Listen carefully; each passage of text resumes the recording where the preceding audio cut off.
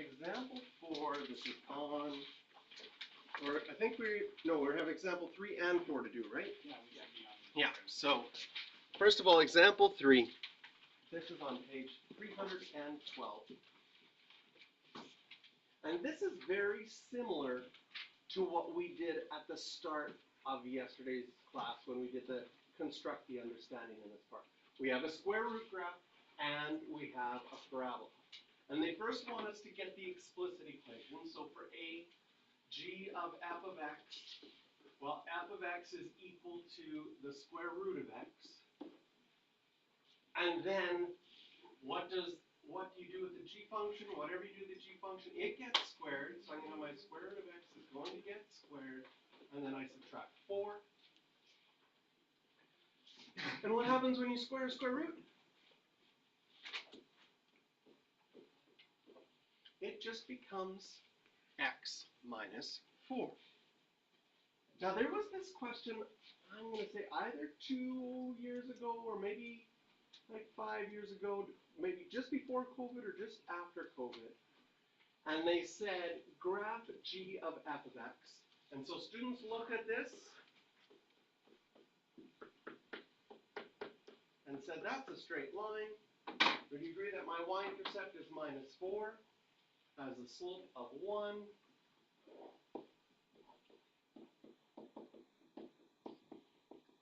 Label things so I don't get any E errors.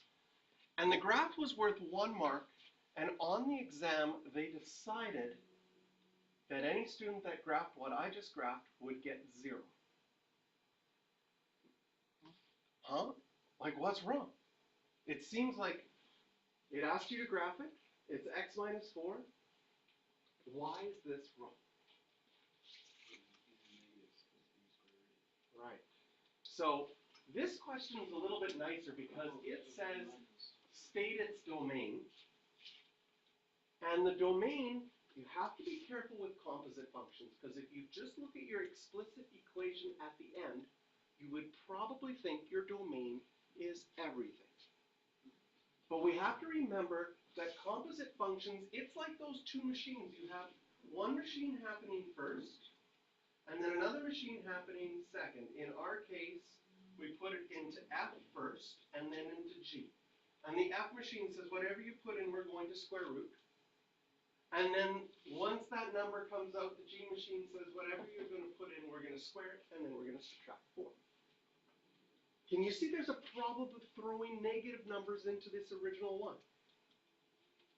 So our domain for this is that x has to be bigger than or equal to 0. Sometimes that's even written. And so as far as the graph goes, this part of the graph shouldn't exist. Should only start at 0, negative 4, and continue from there. So when you're asked for domain of composite functions, check anywhere where you might have some things that are like, oh, that has a restriction. I can't square root negative numbers. So at this point, I already know some numbers would be bad. Even though that square root goes away later, if we think about how the function machines were set up, anything you throw into this first one gets square rooted first. So a negative number would make it go boom. And then after that, everything is fine. So our domain is just when x is bigger than or equal to 0.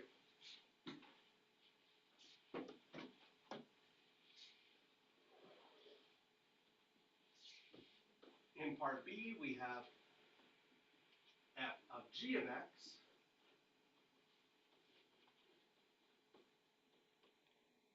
So g of x is x squared minus 4. And then f says whatever you plug in, you square root. And so now we have domain problems at the end. Right, because the idea is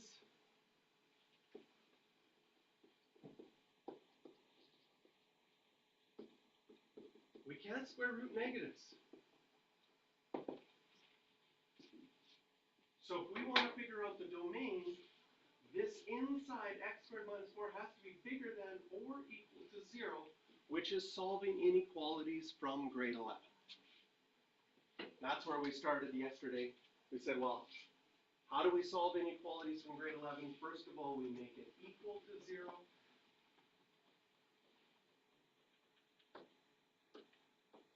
Square root both sides, you get plus or minus 2.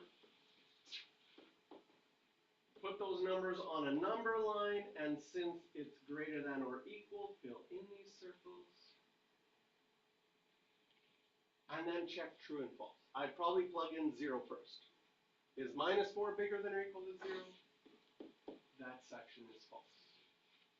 Plug in 3, it's true. Plug in negative 3, this section is true. So our domain, you could either write it like this, x is less than or equal to negative 2, or x is bigger than or equal to 2. Or you could go from negative infinity to negative 2 with a square bracket.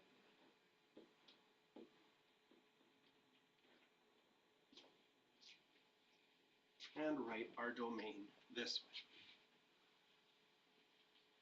Questions for practice are 6 and 10. And if everything is with your test, if you check it over, add it up, and everything is okay, then you can hand it back on this desk right here. Question? I wanted to do Lindsay. Can I say absolute x must be greater than or equal to 2? Sure.